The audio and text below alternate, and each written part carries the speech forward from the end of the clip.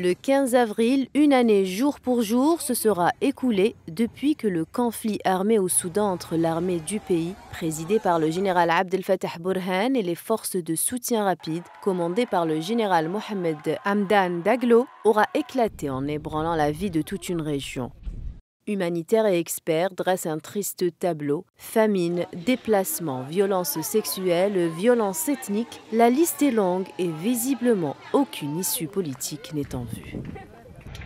La guerre a fait des milliers de victimes et contraint 8,5 millions de personnes à quitter leur maison pour se réfugier dans des zones plus sécurisées au Soudan ou dans les pays voisins, selon les Nations Unies.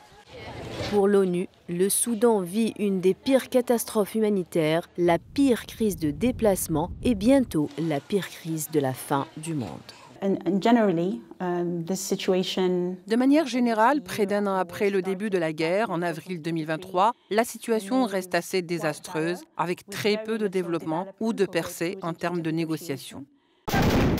Face à la gravité de la situation, Justin Brady, patron de l'OCHA, a appelé la communauté internationale à collecter des fonds pour le plan d'intervention des Nations Unies qui n'est financé qu'à hauteur de 5% pour cette année et à faire pression sur les parties belligérantes pour qu'elles cessent les combats.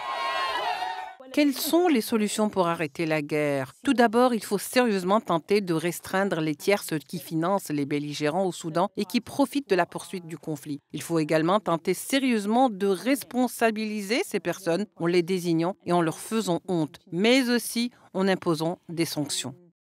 Ce conflit subi de plein fouet par le peuple soudanais divise également la communauté internationale, motivée par des intérêts économiques. Au sein même de l'Afrique, les régimes relais se sont fait les porte-parole des intérêts occidentaux et dans le même moment, l'Union africaine et les puissances régionales comme l'Algérie appellent à un retour au calme et au respect de la souveraineté soudanaise tout en priorisant la solution politique loin de toute ingérence étrangère.